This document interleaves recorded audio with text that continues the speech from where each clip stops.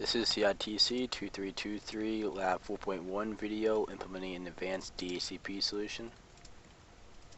The lab objectives for this video is creating a DHCP policy and configuring a DHCP failover using load balancing.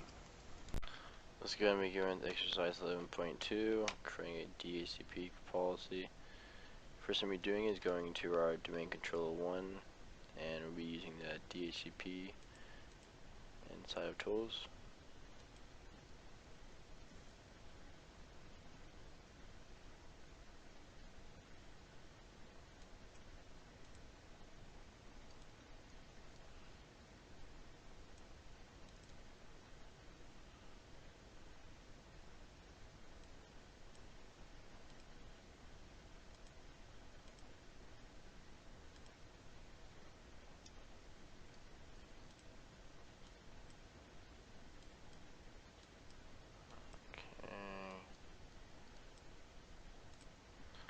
Okay, so now that we have that loaded up, let's maximize it. Let's expand IPv4 and just let it load for a second. So what we're doing is right clicking IPv4, selecting new scope. In the new scope wizard, we'll be selecting next. In the scope name page, in the name box, we'll be typing normal scope and then clicking next. On the IP address range, we'll be typing 172.24.25.50 for the start IP. For the end IP, we'll be typing 172.24.25.200. For the subnet mask, we're using 255.255.255, so I'll change it to 24. And we're clicking next. For the add exclusions in the delay page, for the star IP and for the IP, we actually would be just skipping this, like next. And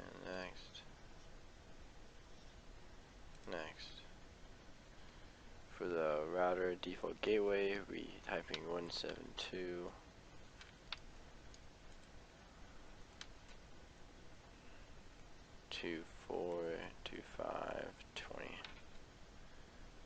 and clicking add and selecting next. From here, we'll be typing 192.168.1.50 and clicking add.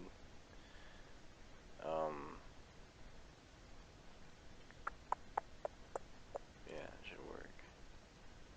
Okay. Then you just gotta wait for the DNS validation and click next. And next. Okay, so now we have that scope set up. Let's go ahead and expand the IPv4, which we did, expand the scope that we just made. So we normal scope right here. And under the normal scope, we'll be right clicking the policies node. And choosing new policy. The policy name will be typing policy 1 and then next. For the configure conditions, we'll be clicking add. In the add edit conditions dialog box, we'll be adding criteria vendor class. For operators, we'll be leaving as normal. For the value, we'll be selecting Nortel phones. And okay. Okay. Then we select next. For the configure settings for the policy page, we be typing 172 24 550 for the start, and then 172 24 2599 for the end. Next. And next. Finish.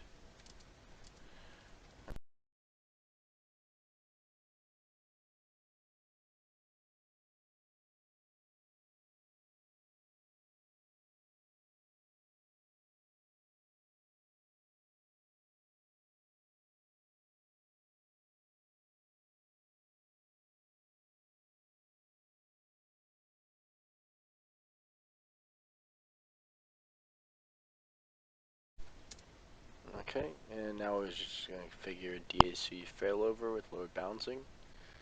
So the first thing we're doing is right-clicking IPv4, and we'll be selecting configure failover, and we can just leave select all. DHCP failover enables high availability of DHCP services by synchronizing IP address links information between two DHCP servers.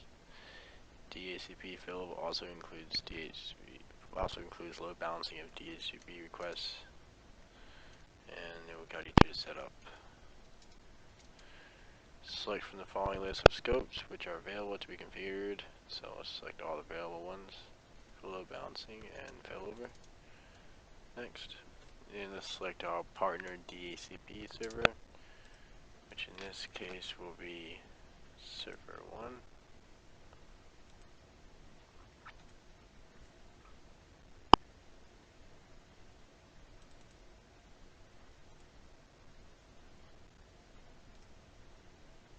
And then we'll be selecting next. Then from here we can just leave the default relationship name, which is between our domain controller and server 1. The maximum client lead time, we can just leave the default. The mode is defaulted with load balancing, and you can also select hot standby if you wanted to.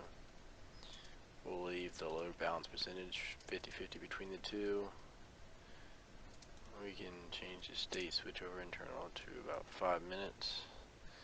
And let's disable message authentication for the purpose of this video, and click finish. And that's how you configure the failover. In review of this video, we created a DHCP policy and we configured a DHCP failover using the load balancing.